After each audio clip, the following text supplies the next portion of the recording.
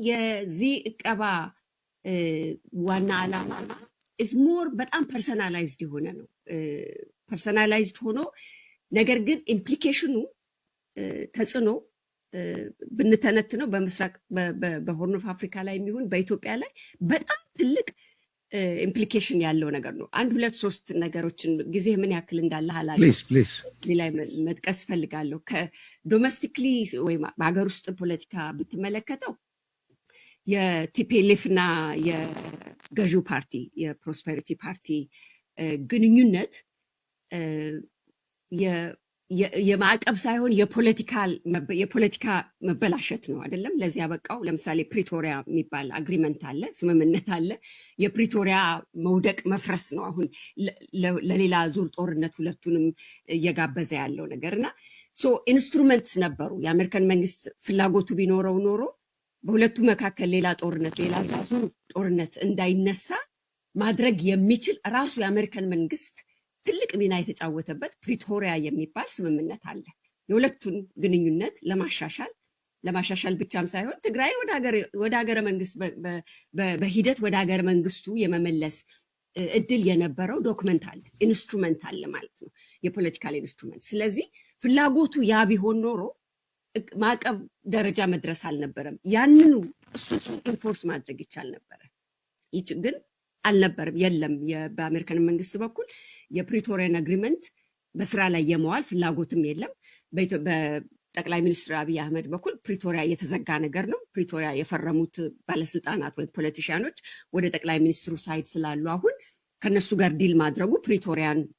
ኮምፕሊት የሆነ ስምምነት ያደርጋል ብሎ ያምናል። በትግራያኖቹ በቲፒኤልኤፍ በኩል ከዛ ውስጥ አትሊስት መደረግ ከነበረባቸው የተፈናቃዮች መመለስ፣ የትግራይ ክልል ግዛታዊ አንድነት መጠበቅ በፕሪቶሪያ ቃል እንደተገባው ማለት ነው አለመደረጉ፣ ከዛ በኋላም ደግሞ የሲጅ ወይም ደግሞ በፌደራል መንግስት በኩል በጀት ያለመለቀቅ ጉዳይ፣ እነዚህ ነገሮች ፕሪቶሪያን የሞተ አግሪመንት አድርገው እንዲወስዱት አድርጓቸዋል። ይሄ ነገር የራስ ፌለሩን በሌላ ፌለር የመመለስ ጥያቄ ነው። ዳስ ፐርሰናላይዝድ የሆነ ነገር ነው የምለው ለዛ ነው። ዶሜስቲክሊ የሚያሻሽል ነገር አይደለም። የቲፒኤልኤፍን አቅቦ ከዛ በኋላ ወደ ፖለቲካ ንግግር ሁለቱን የሚያመጣ አይደለም። ይልቁንስ ለአንዱ ሳይድ ወይም ለፌደራል መንግስት አላስፈላጊ የሆነ ግሪን ላይት የሚሰጥ አይተህ ከሆነ ሚዲያውንም አይተህ ከሆነ በጣም ማክሲማይዝ አድርገው እየተጠቀሙበት ያሉት የመንግስት ሚዲያን አይተህ ከሆነ የትግራያኖች ኤሊቶችንም ጭምር በማምጣት እንዲህ በማድረግ በቃ አሁን ናውዝ ደ ታይም ተመልሶ ቲፒኤልኤፍን ለአንዴና ለመጨረሻ ጊዜ የማጥፋት ጊዜው አሁን ነው። ግሪን ላይት የተሰጠ አድርጎ ኢንተርፕሬት ተደርጓል፣ ዶሜስቲክሊ ማለት ነው። በሆርን ኦፍ አፍሪካ ላይ ቴዲ ጊዜ ካለ እዚህ ላይ በዚሁ ልጨርስና ሌላ እኔ ከሁሉም ደግሞ ያሳሰበኝ የዶሜስቲኩ ከዚህ በላይ የመበላሸት እድሉ ዶሜስቲክ ላይ ያለው የሀገር ውስጥ ፖለቲካ ከዚህ በላይ የመበላሸት እድል አለ ወይ ብዬ ሳስብ አንዳንዴ ምንድን ዋት ዘ ወርስቱ የምትለው ነገር ይኖራል፣ የተበላሸ ነው ብለህ። ነገር ግን በሆርን ኦፍ አፍሪካ ላይ ሊኖረው የሚችለው ትልቅ ተጽዕኖ ለራሱ ለፕሮስፐሪቲ ፓርቲን ጭምር ማለት ነው በጣም ትልቅ እንትን ያለው። ይሄ ደግሞ ምንድነው አሁን የተፈጠሩትን አላያንሶች ወይም ደግሞ ቴንደንሲ የአላያንሶች የቅንብር የትብብር የፖለቲካል እንትን ማለት ጎራ ምንድነው የተፈጠሩ አዳዲስ ጎራዎች አሉ። there are new emerge ያደረጉ አላይንመንቶች አሉ። ከነዛ ውስጥ እንግዲህ ለብዙ ጊዜ ነው አይደለም ስንል የነበረው ኤሌመንትስ ኦፍ የቲፒኤልኤፍ ፖለቲካል እና ሚሊተሪ ሊደርስ ከአስመራ ከሻቢያ ጋራ የሚኖራቸውና ታክቲካል ልትለው ትችላለህ እንደዚህ ግንኙነት እነሱም የማይደብቁት ነገር አለ። ኦፊሻሊ ያልሆነ ነገር ነው፣ እዚህ ላይ መጠንቀቅ አለብን ቴዲ። ያንን ግን አሁን ታክቲካሊ ተብሎ ሊፈጠር የታሰበውን ግንኙነት ሞር ወደ ስትራቴጂክ ያደርሰዋል። ለምን የፌደራል መንግስቱ በዚህ እቀባ ኢንቮልቭድ መሆንና በትግራይ ላይ ተጨማሪ እርምጃዎችን መውሰድ እርምጃ እንዲወስድ ነው እየተነገረ ያለው አይደለም። አቶ ጌታቸውም ኢዜማ ምናምን ኢዜማ ፌደራል መንግስቱ እየተገፋፋ ነው ያለው። ያንን የሚከተል ከሆነ የሚያመጣው ነገር ምንድነው? የቲፒኤልኤፍን የፖለቲካል ኦፍ ሰርቫይቫል ያደርገዋል። ለሰርቫይቫል ስትል ደግሞ ወደ የነበረውን ታክቲካል የነበረውን ሪሌሽን ራሱ ወደ ስትራቴጂክ የማሳደግ ፖሲቢሊቲ ይኖራል ማለት ነው። ሞር አላይንመንት ይኖራል። ከአስመራ በኩልም ስትመለከት ያለው ሬቶሪክ በኢትዮጵያ በኩል በሬድ ሲ ላይ ያለው ሬቶሪክ የሶቨሬን አክሰስ ይፈልጋል የአብይ መንግስት። የነበሩ ሬቶሪኮች አሉ በህዝብ ቁጥር በምን የኤሪትሪያ ስቴት ሁድ ራሱ ጥያቄ ውስጥ ገብቷል። አሁን በኢትዮጵያ ፖለቲካል ዲስፐንሴሽን ውስጥ የፖለቲካ ዲስከሽን ውስጥ ኤሪትሪያ ስቴት ሁዱ ራሱ ሂስቶሪካል ጥያቄ ውስጥ ገብቷል። አት ኤኒ ታይም ቨልነራቢሊቲ ያለ የአስመራ መንግስት ቨልነራቢሊቲ በጣም ይታየዋል። ያ ምንድነው የሚያደርገው? ትግራይን እንደ ፎርዋርድ ዲፌንስ አድርጎ የመውሰድ አፕሮች ሊኖር ይችላል የአስመራ መንግስት። እንደዛ ሲያደርግ ለትግራይ ግሪን ላይ ከተሰጠው ትግራይ ላይ አያቆምም። የፌደራል መንግስቱ አምቢሽን ትግራይ ላይ አይደለም የሚቆመው፣ አምቢሽኑ ሬድ ሲ ላይ ነው ያለው። ይህንን ነው የሚገነዘበው አስመራ ላይ ያለው መንግስት። ስለዚህ ከትግራይ ጋር ታክቲካል የነበረ አዲስ አበባን ለማበሳጨት የጀመሩት ሪሌሽን አሁን ሞር ወደ ስትራቴጂክ ሪሌሽን ሊመጣ ይችላል። ሰርቫይቭ ይገፋሉ እዛ ላይ ማለት ነው። ሳላ ብልሓት እዩ ተመንዚዖም ናይ ትግራይ ፕሮፓጋንዳ ትፈጥዋኹም ሓደ ብፎቶግራፊ ኢና ክንሪአኩም ተመልከት። እዚ ግዜ እዚ ክዝከር ኣለዎ ካብ ኩሉ ላዕሊ ማለት እዩ። ካብኡ ፅሑፋት እንታይ ይበሃል ኣሎ? ብልፅግና እንታይ ይብሉ ኣለዉ? ብልፅግና ብዛዕባ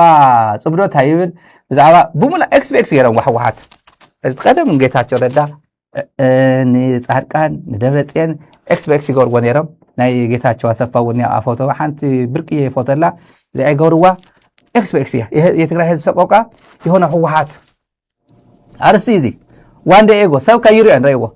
ዋንዴ ከምዚ ዓይነት አርእስቲ ሰሪሕካስ ደም ብደም ከም ዝሰርሕዎ ከመይ ገይሮም ሰሪሖምዎ ከም ዘለዎ ሰሪሖም ማለት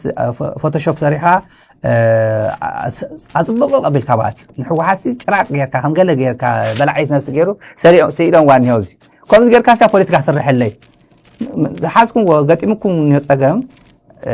እንታይ ምዃኑ ተረዲእኩም ኣሎ። ብልፅግና የተረዲእዎ ዘሎ እንታይ ፀገም ገጢምዎ ኤክስ ገበረሉ ደም ብደም ገበረሉ ህዝቢ ትግራይ በሎ ሰቆቃ በሎ ወይ ህዝቢ ኢትዮጵያ ምንታይ ከም ዘሎ ባዕልኩም ትፈልጥዎ። ካሊእ ኣብዚ ከሪአኩም ከጥንስሱ ካብ መፈጠሩ ማለት እዩ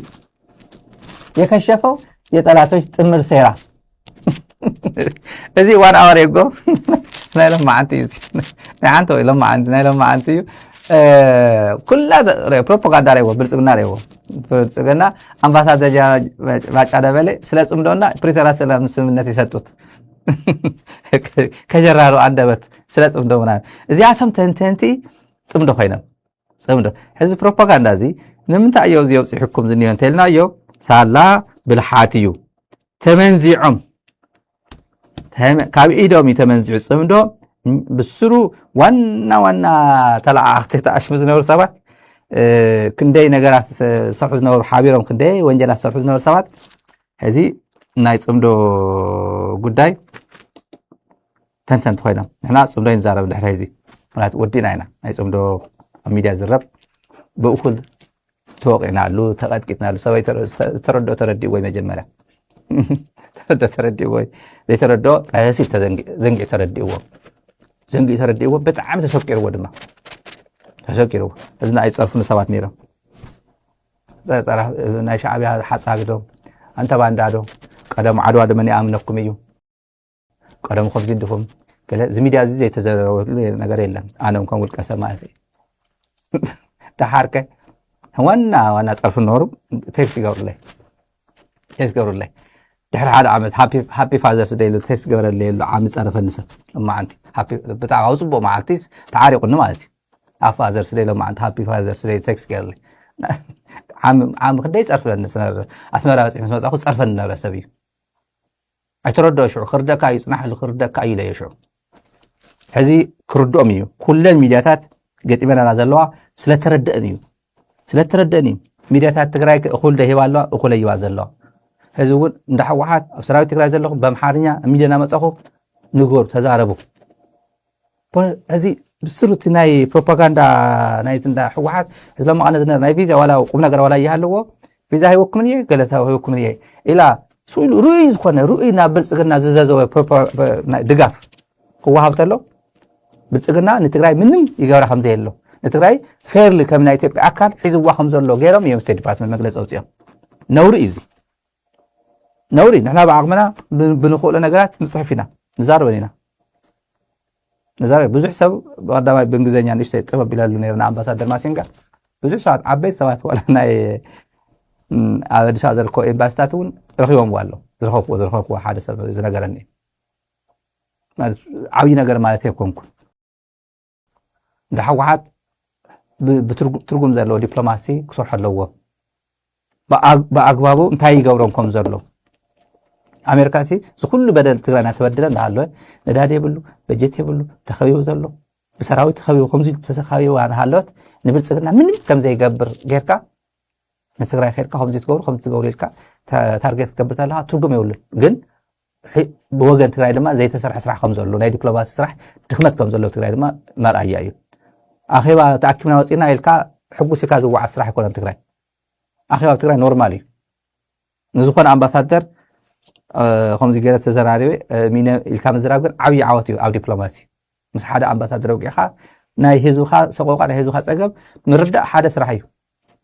كاب حدا معتي أخي بمول معت خوف الكامعة أخي واحد ما يكون بدبلوماسي عيني قد جزء عاطي خاخد الدبلوماسي سرح لا هذا أول كتكست ناقر كبس تفعل من قد يسرح مو نعم ناي وحس حزبنا يو صبرو أنا سراوي تراي نتاي خم دي له زاراوكم تلخو تركمو كم زردوكم بفلا سراوي تراي كم زردو أنا رجزانية 100% رجزانية تخيل ده يرد أنت خوين صبو يرد إلى إذا عمل مبزحة تزي صبرو بزح حساب خمت حر عبانون عملون المسيو صلي إذا عورة نيرو في مجمع خمس والكهم مواصل هستراي مخانو زي أرد يردو بريتوريا على زغل نيرو فحزون زغلو دلوكم مو هزيناي كامنا يسأل استمنزع نيوكلير نانولو نيوكلير باوريو أمريكا نيوكلير لوا راشيا نيوكلير لوا كمن سي بالسجننا زمنزعنا يو نيوكليريو صمدو بفيتسم بعلو كابيدو زمن سألنا يي حد نزحت كنا نكير زيعتهم نمن كم يجرب لومي فيديو هز كومبايل قبل لكم دي كومبايل جاهريكم دي كلن تؤوان فينا حسبكم هون تريوا تؤوانتي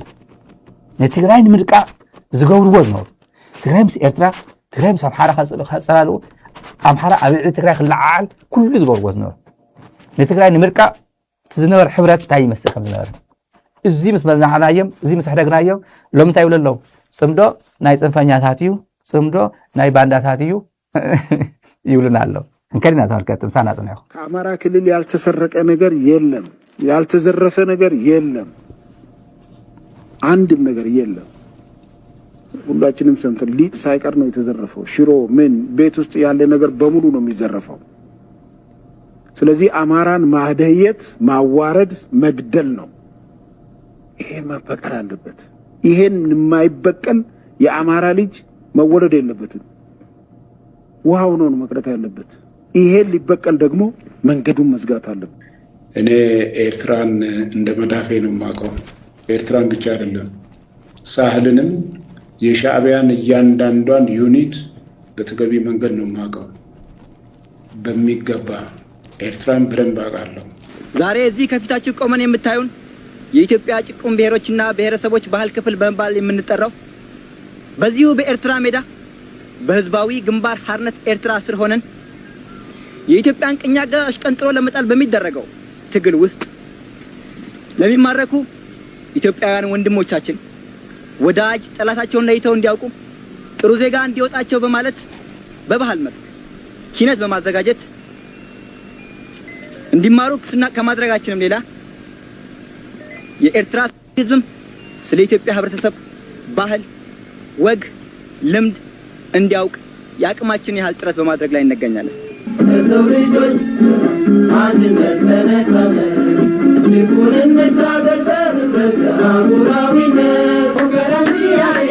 አማቦያ መጋደሸገረ አካሚረኝኬ አማቦያ መጋደሸገረ አካሚረኝኬ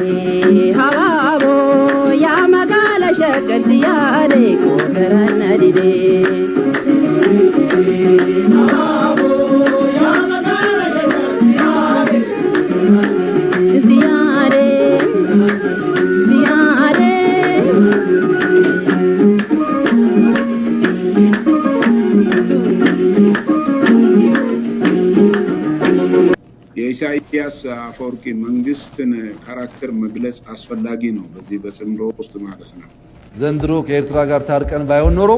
ምን ሊፈጠር እንደሚችል መገመት ያስቸግራል። መታረቃችን የግለሰቦች አለመሆኑን መታረቃችን የህዝቦች መሆኑን ከኤርትራ መንግስት በላይ የኤርትራ ህዝብ በተግባር አሳይቶናል። በጣም ነው የምናመሰግነው የኤርትራ ህዝብና መንግስት ስላደረገው ነገር። የኤርትራ መንግስት መንግስታዊ መርሰነሪ ነው። ራሱን ኢትዮጵያን ለመረበሽ ያዘጋጀ መርሰነሪ ነው። የኤርትራ መንግስት ግልጽ አቋም ነው ያካሄደው። የኔን ባህር የኔን መሬት ረግጦ ማንም ሰው በኢትዮጵያ ህዝብ ላይ ጥቃት መፈጸም አይችልም የሚል ግልጽ አቋም ነበረው የኤርትራ መንግስት። ከየትኛውም ጎረቤት በተለየ መንገድ የኤርትራ መንግስት የኔ ድንበር የኔ መሬት የኔ ዜጋ የኔ ሀገር ኢትዮጵያን ለማጥፋት ጥቅም ላይ አይውልም የሚል ጽኑ አቋም ይዟል። ከትርፍ በላይ ትርፍ ነው ይሄ። አገሩን የሚያለማ ሳይሆን እንደ መንግስት የሚታይ ሳይሆን አንድ ባህሪው መጥፎ የሆነ በተለያዩ ሱሶች የተጠመደ ሰፈር የሚረብሽ አይነት ጎረምሳ ነው። ተመልከቲ ንመን ካብዚአቶም ንመን ንኣምን ንአብይ ንባጫ ባጫ ክንደይ ባጫ ሪና ያለና ኣብዚ ናይ ንትግራይ ዘይብቀል ንኣምሓራ እንተልዩ ሽንቲ ኮይኑ ይትረፍ ኢልዎ ተዘይውለድ ይሓይሽ ማለት እዩ። ብቐጥታ እዩ እዚ ኣብቲ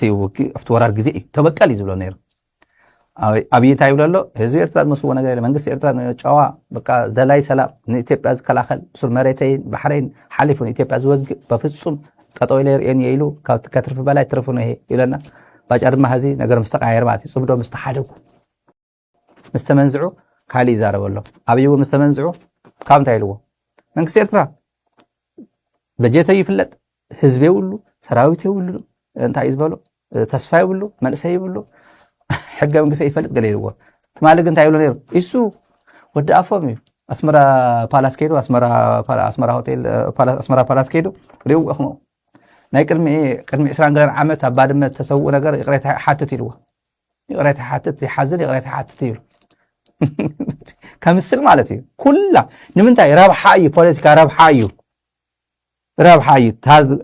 4 ኪሎ ምንባሩ ኣረጋጊፁ ድሕሪ ዝማን መይንቕንቐንን ትግራይ ኤርትራን ምልኬሳ ዝነገረና ዶክተር ምልኬሳ ትግራይ ኤርትራን ብሱሩ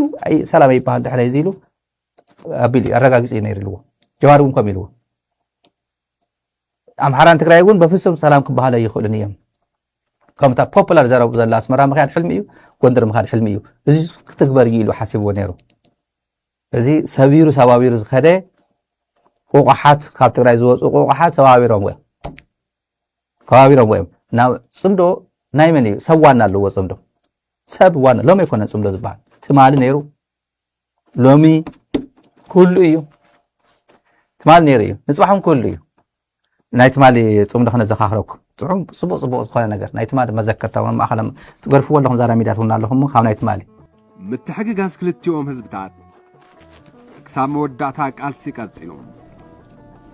ልክዕ ከምቲ ናይ ሰሓል መሰነይታም ነቶም ብከቢድ ብረት ክሕግዙ ዝፀንሑ ናይ ህዝባዊ ግንባር ተጋደልቲ ድማ ኣብ ኣዲስ ኣበባ መሰነይታ ተገይሩሎም ስንኩር መድረኻት ኣብ ናይ ሰሓል ስንኩር መድረኻት ኣብ ናይ ደብረ ታቦት ስንኩር መድረኻት ኣብ ናይ ሰሜናዊ ምብራቕ ሰሓል ስንኩር መድረኻት ኣብ ናይ ውጫሌ ስንኩር መድረኻት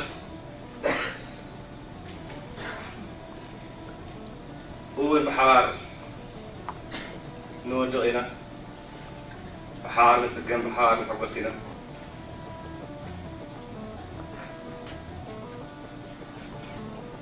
እዚ ምሩፅ ዜጋ ናይ ክልቲኡ ህዝብታት ሓጓሱ ጥራይ ኣይኮነ ዝሓብር دمو ناب حد دفاع بحار يفسسي رئيسه ناب حد دفاع بحار يقبلني يدخلوا سبحان الله قد ألسوسي حزب إرترا عودوا بانديرو أبس مريم بالبلد إيه ألك تعودوا بانديرو هذا اللي سوايم بالبلد إنا ولا نزي نعوض مدرخ بحوار نوع لنا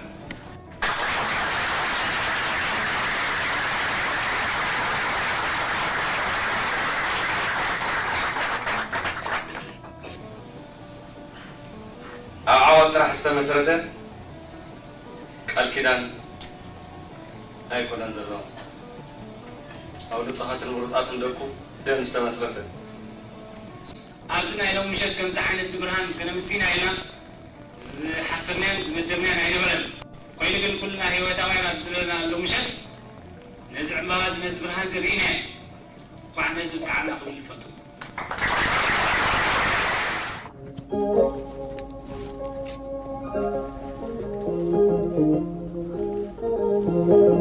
أزي مسنيتا يومتي أفتي ناريشنز نبرة مسنيتا إن تسعة حدا مفرنج ويدا مثلا سلسلة دي سوا مساعته زدورة إن أحدو مكانايزد شعبي خصنا تلاقيه أو زي عند برهان برهان قال له عند برهان ون بيوت له لبس الجرجونا نون بيوت له تاريخ زي سبوانا يوم زياتهم زي سالازي مدو سامورا 17 عامات يتماجر شون كوينو سالازم دوي درجي السعيرة ماتي صار كان مسيو نشتري زي 9 بلاش أتمبر درجة 10 عامات يتماجر شون كوينو سالانتاي سالازم دو هزم دو نايمن مهاني فطيو نمن يطعموا مسامورا يطعموا باورو نمن يطعموا نصار كاني باور يتماجر شون زغورا يزي زرباي كلن يتماجر شون غيرو عدخ مرحو غيرو إثيوبيا تبال هاجر كنقطقطو غيرو ميو أو إثيوبيا تزعبي علمي بزح عمد يتماجر شون كوينو زغلغله ساموراي نسيو تاريخ كاس امينك جمير زله تاريخ دريو ساموراي هذه صمدو مالت انجورو سلازخونت يا من مخان علمي بالصقنا تحصر غداي سلازمص زلايو بفصم ما يتحضر الله خيلو كرافس تخرافسو بدم غيركم دغفو زلوكم جيران سلازخونايو علميكم علمي بالصقنا مخانو علم ابي احمد مخانو نزيكم لما وطركم تقالسوا زلكم نحن نمخركم وطركم تقالسوا اتم غبرت اكاي نبرهان جولا تمالي حبيرم كيدم جغناوي ارترا سراويت دو جنا فيليبوس مرحينا دو نافنا فطارنا دو ابونا دو زول نورو دحر مت ابزياتو اباو تادسه غزيهم صلميتو صلميهم تاي ناتزارو خمسه حدرو تسفاي بلنانينا ويانكوا بينا خبيبنا من زي غورنايو زياتهم دحر نهلونا قداي منات كورك اي انا صراحه حنيقه حزك اي معرب تراي بل سلمت يبل تግራይ كم تግራይ ون كبيبه شقطيت نداديته خبيبه زغبر كله غبرك اي زبل نهلونا قداي زغطمول سراوي تግራይ حزب تግራይ اب ارترا ونيو بطعم زحنه يلو زلو نتግራይ خون ابي زحنه زلو نسمراي ناي قيه بحري سوانا خوين بقى طحنا نبيلو ني عالم ولد اوردر تقايري عسب وسيدس ما نمي يحتنن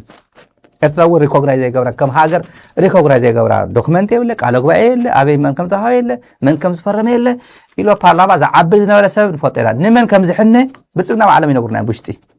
تكون كم تግራይ كون كفاتهم تخنا لكم بروكسي ووريز ونغيتاچو بروكسي يو زوب غزي ناي تግራይ خونن كو يبلو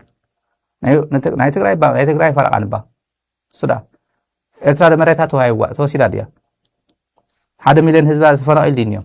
ሱዳን ተፈቲን ህዝብ ተፈቲን ነው ሱዳን አይዲ ሬፊጂ ካምፕ ሓሸባ ሓምዳይ ዘለመን ዲዩ ትግራይ ኮይ ዘለው ዕድለኛታት ኮየም በመተማ ግዛም ዛገረም አምጽያም መቀለ ግዛም ዘምጹ ሓደ ኩሉ ይኹል እንበርኮ አው ኮይ ተፈቲን ኮይ ነው አርኤስኤፍ ኮልዖ ናይ ሶሙን ናይ ከተማዓት ቀሪ ወዝነ ወረ ኮይ ዛው ዘለ ህዝብና 1 ሚሊዮን ህዝብ ነና ሉዓላዊነትና ክብርና ተጋሂሱ ዘለኮ ኣብ ምዕራብ ትግራይ ዝሳቀሉ ህዝብና ኮኒና ሰብ ብዙሕ ሰብ ዘይዛረቡ ብዛዕባ ተመዘባላ ይዝናን ዛረብ ንሕና ህዝብ ፀገደ ህዝብ ዳንሻ ህዝብ ዳንሻ ኮን ህዝቢ ሁመራ ኣብ ምዕራብ ትግራይ ኣብ ጸለምቲ ብጸላእቲ ዝጋፋዕ ዘሎ ህዝቢ ኮን የና ታው ኣተኸንዲ ህዝቢ ድነ ዝጋፋዕና ዘሎ ለይትን ቀትርን ኣበይ በጻሕኩም ተስፋለና ለዘና ኮና ደወለ ዝሓድር ኮን የና እኮ ኣብ ምዕራብ ትግራይ ኮን የና ታሴራ ካብ ጣብያ ናብ ጣብያ መንቀሳቀስ ዘይብሉ ባንክ ኣካውንት ክኸፍ ዘይኽእል ትግራዋይ ኮን የና ምዕራብ ትግራይ ባንክ ኣካውንት አይዲ ስለ ዘይብሉ ታሴራ ንሕ ዘይብልካ ባንክ ይትኸፍትን ዘይብሉ ኮሎ ካብ ጣብያ ናብ ጣብያ ንጎንደር ዘይሳፈር ኮን የና ካብ ምዕራብ ትግራይስ ግደፍዎሞ ንሕክምናስ ሪፈር ንጎንደር ዘይኸይድ ኮን የና همزي حيزوني همزي غير حيزوني بزي زي حرن تግራዋይ አይ ትግራዋይ بزي ዝخአሎ ሚዲያን ትል በሚዲያ አክቲቪስት ኮይኑ በአክቲቪዝም ይሄ ዝኾነ ሰባኺ ኮይኑ በስብከቱ ጀራቱ ኮይኑ በጀራነቱ ተጋላይ ህዝቢ ትግራይ ከም በዓል ሃፍቱ ግን በዓል ሃፍትነቱ አውዚ ዘይራባረብ ትግራዋይ ማዓዝ ክኸውን ትግራይ ንትግራይ ምሁር ገለ ክልተሎስ ማዓዝ ክኸውን አይ ትግራዋይ ምሁር ነዚ ተዘይ ኮይኑ هل سكرات عندي بروفيسور عندي دكتور عندي انجينير كويس الوقت سكرات عندي بوليتيكيا تاس كله واب دقة عندي نحر شعب عالمي عندي حاكم كله أو لوجستنا بدقة نكو أو زي كونتريبيوت تغير كأها ناي سكراي وتزم زكون بتخل أنا جر سين أنا جبر مو كابيدا مستمتلو كابيدا مكافتم تمتلو حادث إيه تبع جرشمو كمين كبز حمكا ناتي تبلونا كخابيد كشتت تيل خمسة كاتلو مو نجارات بزي حاسو كاي من جد حوسوس كله كاتلو كي يعز على نريو حوسوس كله كاتلو ناني ناودون كل كلمة خيارنا ناي إتماجر شو مالنا ناي إتماجر شو ناي بزعم باندانت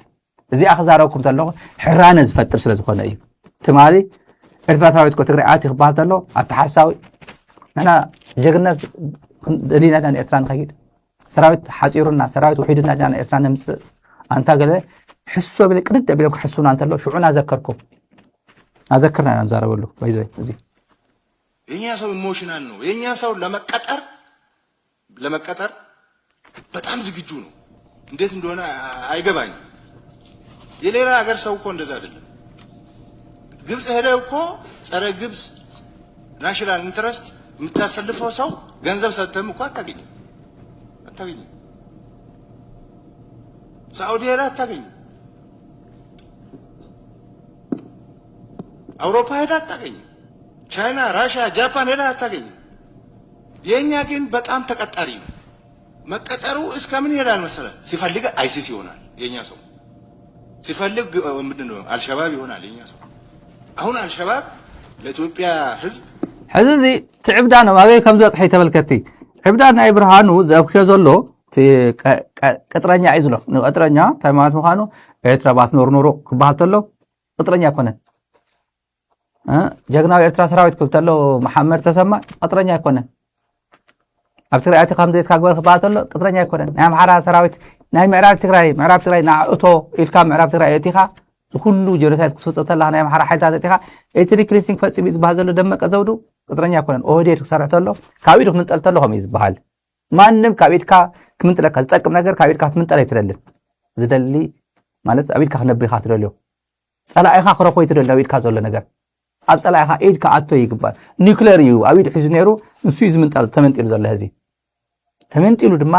ውጽኢቱ ታይ ከም ዝኸውን ሒሳብ ሰሊሖም ኣስሪሖም ካልኩሌት ገይረ ወዲኦም ኣሜሪካን ቀዲሞም ተደጅዎም ቀዲም ከቢድ ውጊ መጸሎ ያው ጌታቸው ኣብ ቀረባ እዋን ውጊ ይጅመረሎ ጻርቃን ኩሎም ሓቂኹም ዛሩ ነይሮም ኣብ ቀረባ ግዜ ይጅመረሎ ይብልና ነይሮም ኣፍተ አልጀዚራ ገለታት ይትንትኑ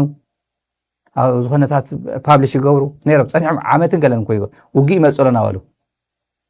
نمنتاي وجز مس هستغلا وجز لزدلي وج عن هوي قتال مخانه يفطون بصوتهم كسو ايرئ حواتنا يموتولنا يتسوولن مسواعت مالت سي حير غزانا خاب غزانا جمير صاحب حير غزانا مسواعتين فلط نحنا نمنتاي كيدس جما قوري لو هستغلاس جما ناتايلوكا اسوسا خيدو ناتايلو ወይ አዲስ አበባ ፊንፊኔ መጽስ ፊንፊኔ ይግበእኒ ኢልኳ ትግራይ አይበለንኩ አፋር ከደስ በረሐለ ይግበእኒ ኢልኳ በረሐለ ናይ ቦታ ተዩ ከምዚ ኢሉ ጠየቁ አይፈልጥ አይጠየቅንኩ አይጠየቅ ፓሪስ ሪስፔክት ተገበረት ታና ኢትዮጵያ ሕገ መንግስት ፈጣ ትግራይ አባ ግን አንብሩኒ ይዞ ዘሎ ክነብር አይነን ብረካ ዝለካ ዘለስ ካውኸ በቃ አኽለኒ ይዝልኮ መልሰይ ትግራይ እኮ ይጽየፊኮ መልሰይ ትግራይ ትግራይ እኮ አኽለኒ ይልኮ እዩ በታቲኑ ከጥፈካ نسخان كينا سلا زغركا نسخان ديسا سلا زغركا نسخان ديسا هيركا كوندومينيوم ل20 سنه 10 سنه سلا تخارخا ኮሜዲ እዩ